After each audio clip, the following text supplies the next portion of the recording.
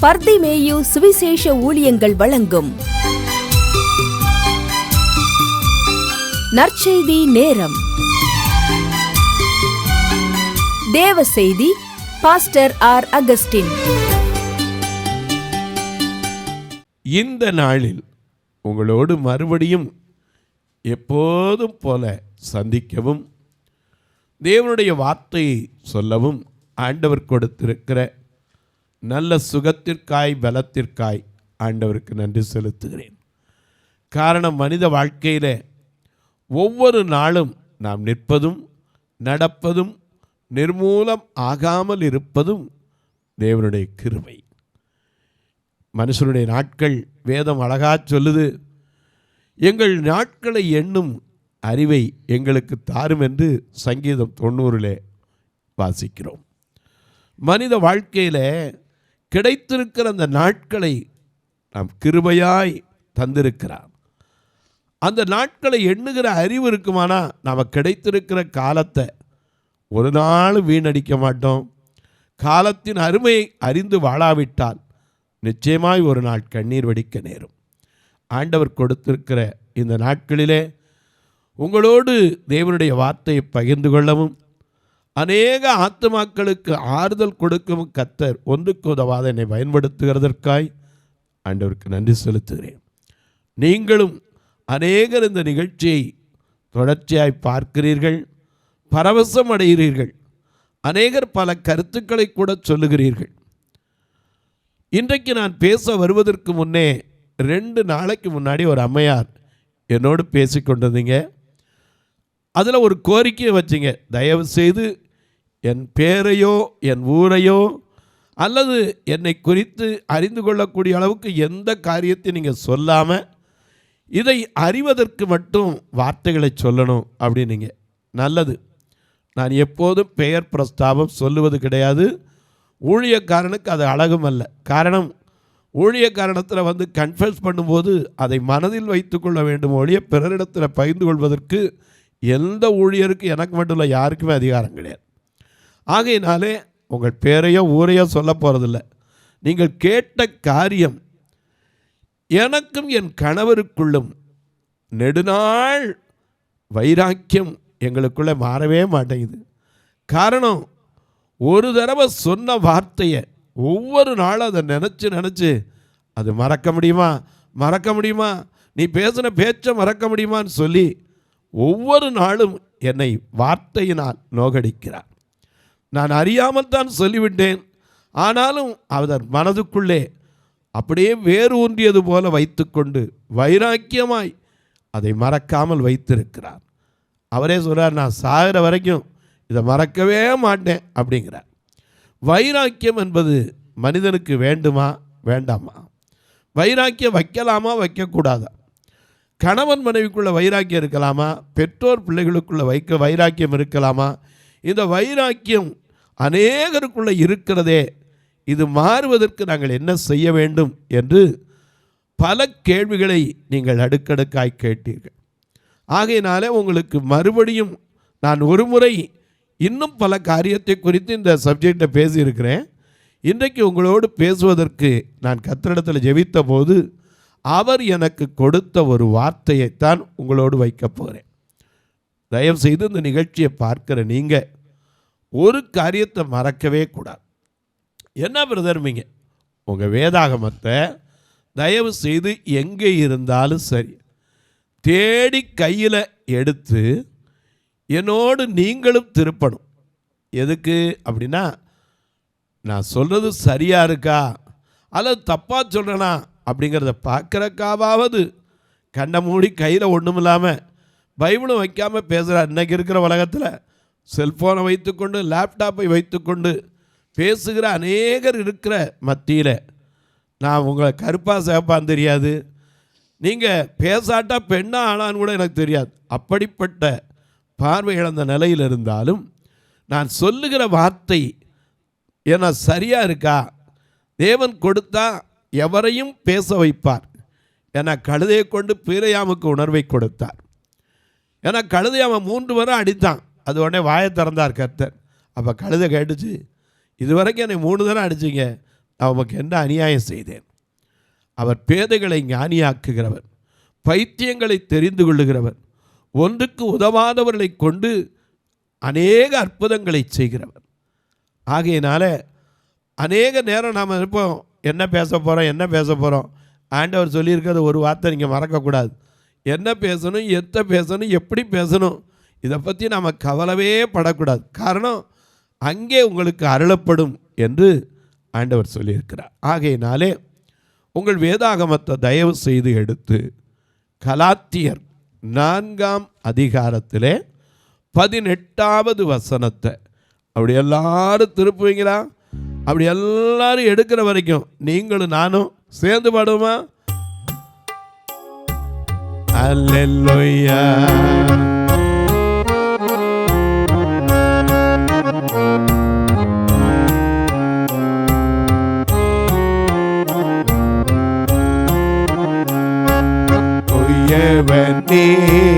குயவனே படைப்பில் கரணனே, களிமண்ணான எல்லையுமே கண்ணோக்கி பார்த்திடுமே. குயவனே படைப்பில் கரணனே, களிமண்ணான எல்லையுமே கண்ணோக்கி பார்த்திடுமே.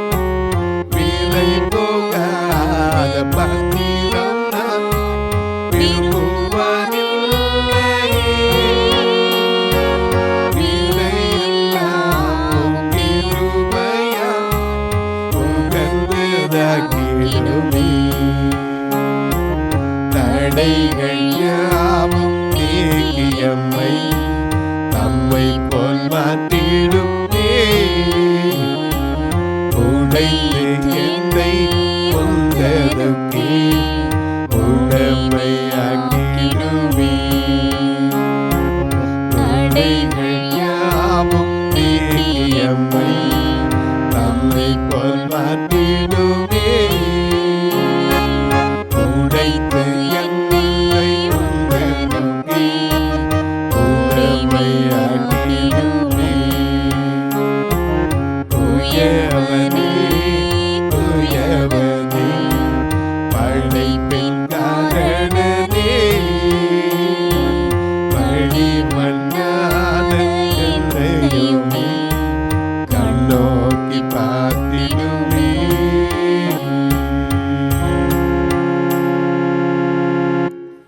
எல்லாம் எடுத்திருப்பீங்க. இங்க வாசிக்க சொல்லட்டுமா?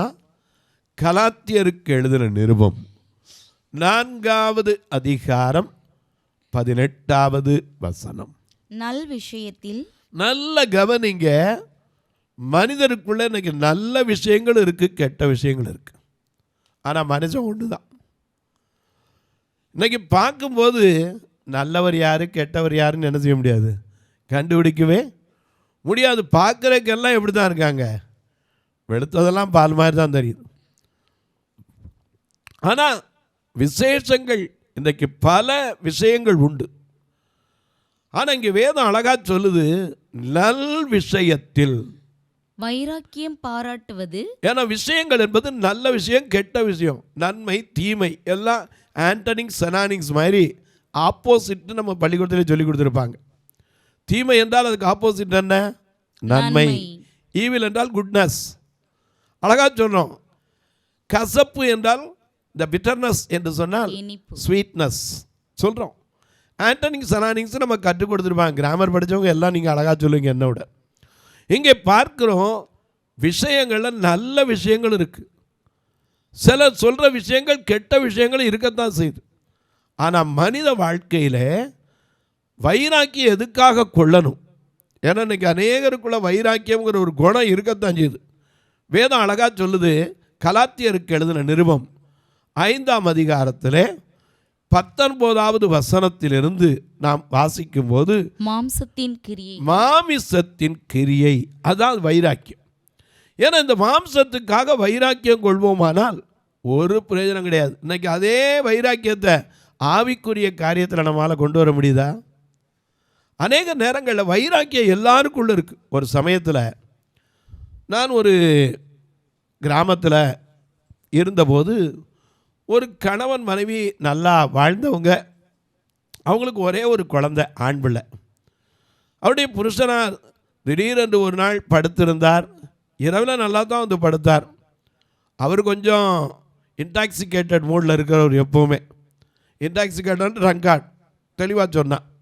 அவர் அடிக்கடி இந்த குடிப்பழக்கத்துக்கு அடிமையானதுனால எப்போவும் வருவார், அவர் வாட்டில் படுத்து தூங்கிடுவார். காலையில் எழுந்திரிக்கும் போது ரொம்ப தெளிவான மனுஷனாக எழுந்திரிப்பார். ஆனால் இந்த பழக்கம் அவருக்கு ரொம்ப காலமாக இருந்தது. மனைவியும் அந்த குடிச்சிட்டு வந்தார்னா ராத்திரியெல்லாம் வீட்டில் சண்டை போடுவார், சண்டை போட்டு படுப்பார். இப்படி பல நாட்கள் அந்த வீட்டில் நடந்துக்கிட்டே இருந்தது. ஒரு நாள் இரவில் படுத்திருந்தவர் காலையில் எந்திரிக்கலை, மரித்து போயிட்டார். உடனே என்னதான் இருந்தாலும் மனைவி வாயை விட்டு அழுதாங்க, ஐயோ அப்படின்னு அழுதாங்க. பையன் என்ன செய்யலை, கிட்ட கூட வரவே இல்லை. இவ்வளவுக்கும் அந்த ஒரு பையன்தான் அவருக்கு, கிட்ட கூட வரல. ஏன் தெரியுமா? எல்லாரும் சொன்னாங்க, டேய் உங்கள் அப்பா இறந்து போயிட்டாரா, போய் பக்கத்தில் போய் பாருடா, இன்னும் கொஞ்சம் நேரத்தில் பாடி எடுத்துகிட்டு போயிடுவாங்களா. அவன் சொன்னான், சாகட்டும், எங்கள் அப்பா உயிரோடு இருக்கும்போது எங்கள் அம்மாவை என்ன சாவடி அடிப்பார் தெரியுமா? அதை நான் பார்த்தேன், என் மனசில் இப்போ அந்த காயம் இருக்குது. எனக்கு அவரை பார்க்க கூட பிடிக்கலை. சிறுபிள்ளை பிராயத்தில் வைராக்கியங்கள் வருகிறது. மனித வாழ்க்கையில் சில காரியங்களை நாமளே சொல்லுவோம், நான் செத்தால் அவரை பார்க்க மாட்டேன். நிச்சயமாக உண்மை, செத்தா யாரும் பார்க்க முடியாது. செத்தவரை இப்படி ஒருத்தர் பார்க்க முடியும், பேச முடியும். எனக்கு அன்பாலே மனிதனுக்கு இருக்கிற காரியத்திலே ஒன்று பிறக்க ஒரு காலம், இறக்க ஒரு காலம் என்று மிக அழகாய் பிரசங்கி எழுதி வைத்திருக்கிறான். இங்கே மாமிசத்தின் கிரியைகள் பல இருக்கிறது. மனுஷனுக்குள்ளேருந்து வர்ற காரியமும் பல இருக்கிறது. மனுஷனுடைய இருதயத்திலேருந்து வர்ற காரியம் அதான் மாம்சத்தின் கிரியைகள். இங்கே அழகாக எழுதியிருக்கார், மாம்சத்தின் கிரியைகள் வெளியரங்கமாய் இருக்கிறது. அவையாவன முதலாவது விபச்சாரம், வேசித்தனம், அசுத்தம், காமவிகாரம், விக்கிரக ஆராதனை, பில்லி சூனியம், பகைகள், விரோதங்கள், வைராக்கியங்களும் அதுல ஒன்று. மாமிசத்தின் கிரியைகள்ல வைராக்கியமும் ஒரு காரியம். ஆனா இந்த வைராக்கியம் எதுல இருக்கணும், எதுல இருக்கக்கூடாது? இன்றைக்கு அநேக கணவன் மனைவி கூட பிரிந்திருப்பீங்க. எத்தனையோ பேர் ஃபோன் பண்ணுறீங்க, போய் 1.5 வருஷம் ஆச்சு பிரதர், இன்னைக்கு வரைக்கும் அவர் கூப்பிட்டு கூட ஒரு வார்த்தை பேச மாட்டேன்றாரு, என்கிட்ட ஃபோனை கட் பண்ணி விட்டுறாரு. ஏன் தானே எனக்கு புரியல. ஒரு வார்த்தை நல்லா இருக்கியான்னு கேட்பாரா? எனக்கு அன்பானுடைய அதே சமயத்தில் கணவன்மார்களும் சொல்கிறீங்க, அவள் அம்மா வீட்டில் போய் 1 வருஷம் 1.5 வருஷம் ஆச்சு பிரதர், உட்காந்துட்டா கூப்பிட்டு ஒரு வார்த்தை, என்ன சாப்பிட்டீங்களா, என்ன செய்கிறீங்க, எப்படி இருக்கீங்க? ஒரு சின்ன சண்டையில் தான் போனா பிரதர், நானும் கூப்பிட்டு 1க்கு 3 தரம் ஏமா நான் தப்பாக இருந்தால் மன்னிச்சுக்கோன்னு கூட கேட்டேன். இன்னைக்கு வரைக்கும் அவள் அதை மாறவே மாட்டேன்றா.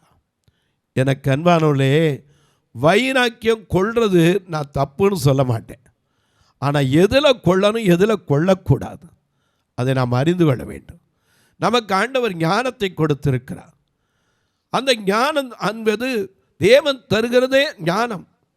அந்த ஞானத்தில் நாம் ஆண்டவருக்குள்ளே இருப்போமானால், ஆண்டவரை ஏற்றுக்கொண்டிருப்போமானால், அவருடைய பிள்ளைகளாக இருப்போமானால், அவர் மன்னிச்சாரை நம்மால் மன்னிக்க முடியுதா? அவர் எப்பேற்பட்டவனை மன்னித்தார்? கள்ளனை கூட. ஏன்னா அந்த கள்ளனை விட்டுருங்க, இந்த காவலனை குருசறையணும்னு கேட்டாங்க. அந்த கள்ளனுக்கு கூட சிலுவையில் மன்னிப்பளித்தார். இன்றைக்கி நம்மால் வைராக்கியத்தை விட்டு இறங்க முடியுதா? இன்றைக்கி யார் எந்தெந்த இடத்துல எந்தெந்த சூழ்நிலையில் இந்த தொலைக்காட்சி முன்னாடி உட்கார்ந்து கேட்குறீங்களோ, உங்கள் ஒவ்வொருவருக்கும் சொல்கிறேன், ஒவ்வொருவருக்குள்ளும் ஒரு வைராக்கியம் இருக்கத்தான் செய்யும். இந்த வைராக்கியத்தை நல் விஷயத்துக்கு பயன்படுத்துகிறீங்களா, கெட்ட விஷயங்களுக்கு பயன்படுத்துகிறீங்களா? சிலருடைய வைராக்கியத்தை வேதத்தில் பார்க்கிறோம். பின்னாடி உங்களுக்கு 6 செய்தியிலே வரும்போது நீங்களே விளங்கிக் கொள்வீங்க. இங்கே சொல்கிறாரு, பவுல் சொல்கிறாரு, நல் விஷயத்திலே வைராக்கியம் கொள்வது நல்லது. வைராக்கியம் இருக்கணும். எதில் இருக்கணும், எதில் இருக்கக்கூடாது? இன்னைக்கு நமக்கு தெரியுது எப்படி போகணும், எப்படி போகக்கூடாது. இன்னைக்கு ரோட்டில் போகிறீங்க, இடது பக்கம்தான் போகணும், நான் வலது பக்கம் தான் போவேன்னா அது வீம்பு. எனக்கு கண்வாலே அது நமக்கு தெரியுது. ஏன் இப்படி போகக்கூடாது? காமன் ரூல் அதுதான், keep left, don't move right. ஏன்னா நம்ம நாட்டில் போகும்போது இப்படித்தான் போகணுன்னு விதி இருக்குது, அதில் இருக்கும். மனுஷ வாழ்க்கையில் மன்னிக்கிறவன் தாங்க மனுஷன். அப்படி நினச்சிதான் நாம் நம்முடைய அக்கிரமங்கள் தக்கதாக அவர் நம்ம மேலே வைராக்கியம் வச்சுருந்தாருன்னா நீங்களும் நானும் எங்கே இருந்திருப்போம்? வேதம் அழகாக சொல்லுது, அவர் நம்முடைய பாவங்களுக்கு தக்கதாக. சங்கீதத்தில் வாசிக்கிறோம் 103 மிக அழகாக எழுதி வச்சிருக்கார். என்ன எழுதி வச்சிருக்கார்? அவர் நம்முடைய பாவங்களுக்கு தக்கதாக. எத்தனை வசனம் சொல்லி 10 வாசிங்க.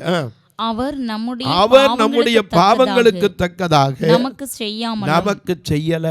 அப்படி செஞ்சிருந்தாருன்னா நாம எங்க இருப்போம்? ஐயா, தன்னை இகழ்ந்தவரையும் காரி உமிழ்ந்தவரையும் அற்பமாய் நினைத்தவர்களை கூட மன்னித்தார். நம்மளால மன்னிக்க முடியுதா? நாம சொல்றோம், அவர் சாகிற வரைக்கும் நான் திரும்பி பார்க்க மாட்டேன், மூஞ்சிலே முழிக்க மாட்டேன், செத்தாலும் போக மாட்டேன். இதெல்லாம் என்ன வைராக்கியம்? நல்ல விஷயத்தில் வைராக்கியம் வைங்க. கடைசி வரைக்கும் கூடத்தான் இருப்பேன் சொல்கிறீங்களா? அந்த சொல்கிற வார்த்தை ஆண்டவருடைய சன்னிதானத்தில் 2 பேரும் வாக்கு கொடுக்குறோம். என்ன வாக்கு கொடுக்குறோம்? வாழ்விலும் தாழ்விலும் சுகத்திலும் சுகவீனத்திலும், ஏன் பலத்திலும் பலவீனத்திலும் கூட வச்சுக்கோங்க, மரணம் நம்மை பிரிக்கும் அளவும். இந்த வார்த்தையை ஏன் மறந்துட்டோம்? குடும்பம் இருந்தால் ஊடல் இருந்தால் தாங்க கூடலும் இருக்கும். இன்றைக்கி குடும்பத்துக்குள்ளே சண்டையே இல்லை. ஏன்னா இன்றைக்கி சொல்கிறோம், தினம் இனிப்பாக சாப்பிடுவோமா? கொஞ்சம் உரப்பு கசப்பு சில நேரம் புளிப்பெல்லாம் இருக்கத்தான் செய்யணும். அதுக்காக என்னாலும் அப்படியே இருந்துன்னு சொல்ல முடியாது. ஒரு சின்ன ஒருத்தருக்கு ஒருத்தர் கருத்து வேற்றுமை வரலாம். The 2 people who love each other, there should not be room for misunderstanding. Some misunderstanding have கிரெப்டின்னா it should be better than to எராடிகேட்டா வேற இருக்கிறதா இல்லைங்க. குடும்ப வாழ்க்கையில் ஒருத்தருக்கு ஒருத்தர் mutual understanding that is very very needed life. அவருடைய மனுஷனுடைய வாழ்க்கையில் இது ரொம்ப தேவையானது. வைராக்கியம். புருஷனுக்கு மனைவி யாரு? வேதம் அழகா சொல்லுது. மனைவி யாரு? கிரீடம். எபேசியர் 5ஆம் அதிகாரம் மிக அழகா 21ஆம் வசனத்திலிருந்து நாம் வாசிக்கிறோம். மிக அழகா எழுதி வச்சிருக்கார். எபேசியர் 5ஆம் அதிகாரம் 21ஆம் வசனத்திலிருந்து வாசிங்க பார்க்கலாம். மிக அழகா நமக்கு எழுதி வச்சிருக்கார். தெய்வ பயத்தோடு ஒருவருக்கொருவர் கீழ்ப்படிந்திருங்கள். மனைவிகளே கர்த்தருக்கு கீழ்ப்படுகிறது போல. அண்டர்லைன் பண்ணிக்கணும். எப்படி? கர்த்தருக்கு கீழ்ப்படுகிறது போல உங்கள் சொந்த புருஷருக்கும் கீழ்ப்படியுங்கள். கிறிஸ்து சபைக்கு தலையாய் இருக்கிறது போல புருஷனும் மனைவிக்கு தலையாய் இருக்கிறான். அவரே சரீரத்தின் இரட்சகனாகவும் இருக்கிறார். ஆகையால் சபையானது கிறிஸ்துவை கீழ்கிறது போல மனைவிகளும் தங்கள் சொந்த புருஷருக்கு எந்த காரியத்திலேயும் ஒரு நிமிஷம் எந்த காரியத்திலும் ஈவன் 2 பேரும் தனியாக இருந்தாலும் சரி எந்த காரியத்திலும் கீழ்ப்படிந்து புருஷர்களே உங்கள் மனைவிகளில் அன்பு. 2 பக்கமும் இந்த வேதம் இருபுறம் கருக்குள்ளப்பட்டு, அதனால தான் நாம பாடுறோம். என்ன பாடுறோம்? இருபுறம் கருக்கான பட்டயமாம் உருக்கிடும் கருவியாம். மனைவிக்கும் சரி புருஷனுக்கும் நீதியாக தான் சொல்லுது. ஒரு பக்கம் மனைவிக்கு சொல்லுது எந்த காரியத்திலும் கீழ்ப்படுத்துங்க. அந்தப்படி புருஷர்களே வாசிங்க உங்கள் மனைவிகளில் அன்பு கூறுங்கள். அப்படியே சபையில் அன்பு கூர்ந்து கிறிஸ்துவையும் புருஷனையும் நேசிப்பதற்கு கற்றுக்கொள்ளும். ஏன்னா மணவாளனாகிய கிறிஸ்து, அதே போல மணவாளனாகிய புருஷன், மணவாட்டியாகிய கொடுக்கப்பட்டிருக்கிற அந்த சபையும் கிறிஸ்துவும் ஒன்று தான். ஆகையினால தான் சொல்றாரு கணவன் மனைவிக்குள்ள வைராக்கியம் வைக்கலாமா? தொலைக்காட்சியில் பார்க்கிற என் அன்பு மக்களே, இந்த நிகழ்ச்சியை நாள்தோறும் பார்க்குறீங்களே, கேட்குறீங்களே, உங்களுக்குள்ளே என்ன வைராக்கியம் இருக்குது?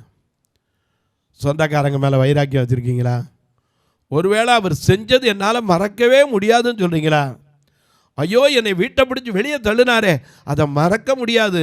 மன்னிச்சு பாருங்க, அதனுடைய மேன்மை உங்களுக்கு எவ்வளோ பெருசு தெரியுமா? ஐயா, மன்னிக்க தெரிந்தவன் தான் மனிதன். அதைத்தான் இந்த உலகத்தில் மனிதனாக வந்து இயேசு கிறிஸ்து செய்து காட்டினார்.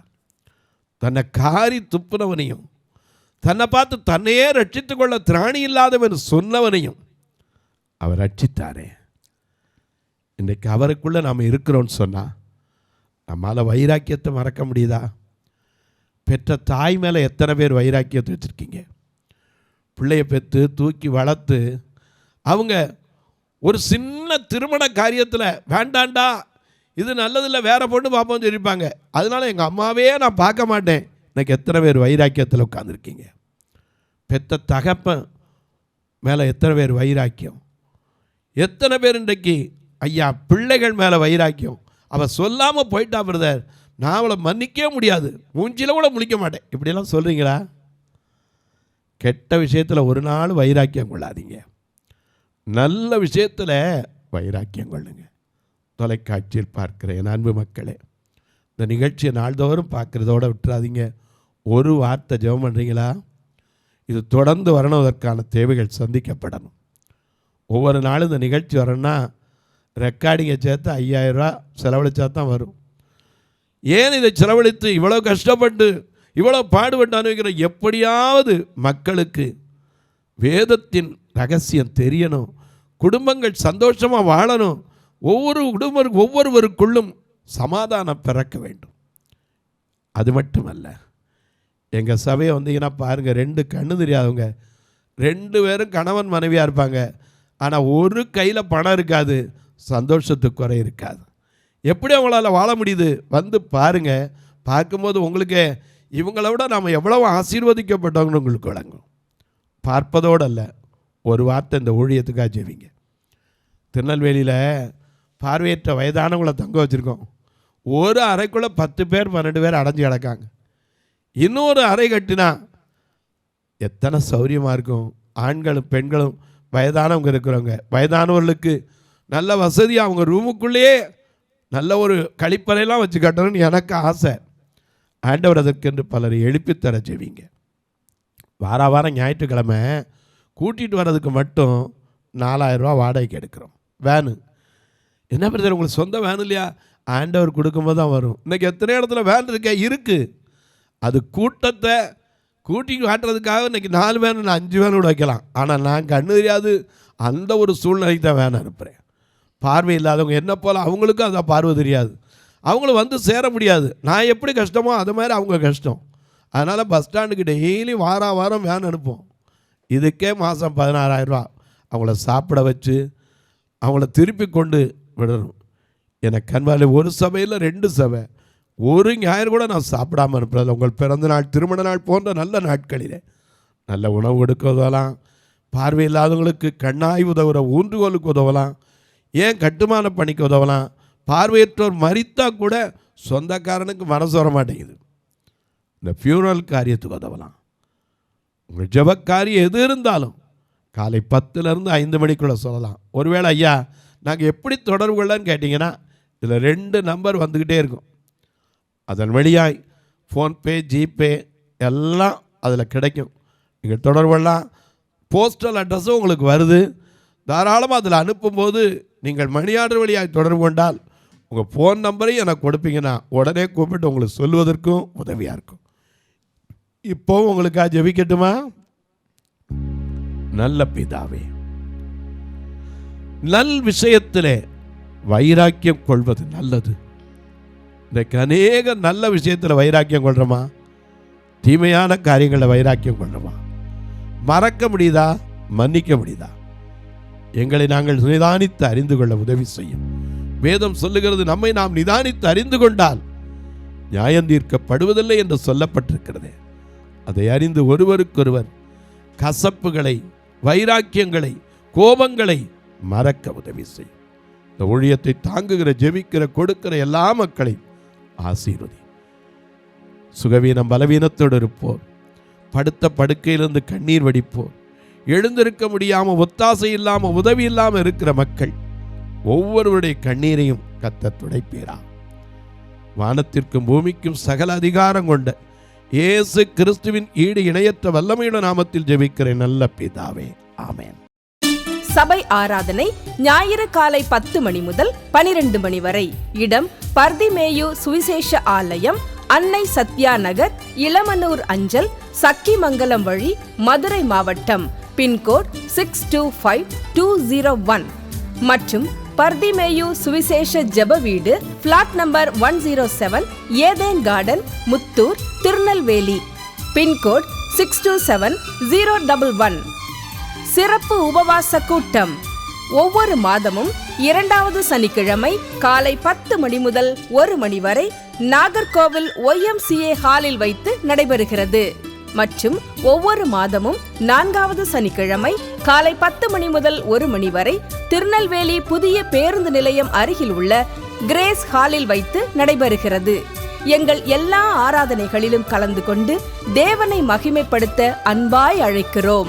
உங்கள் உதாரத்துவமான காணிக்கைகளினால் இவ்வூழியத்தை தாங்க விரும்பினால் R Augustine, account number 5021364331, IFSC code IDIB 000B066, Indian bank, BP Kulam, Madurai. GPay number 9842181917, BGM ministries மற்றும் 9442559772, பிளைண்ட் மினிஸ்ட்ரீஸ் அகஸ்டின். உங்கள் தொடர்புக்கு பாஸ்டர் ஆர் அகஸ்டின், பர்திமேயு சுவிசேஷ ஊழியங்கள், நாகமலை, புதுக்கோட்டை, மதுரை 625019. தொலைபேசி எண்கள் 9842181917 மற்றும் 9442559772. கர்த்தர் தாமே உங்களை ஆசீர்வதிப்பாராக.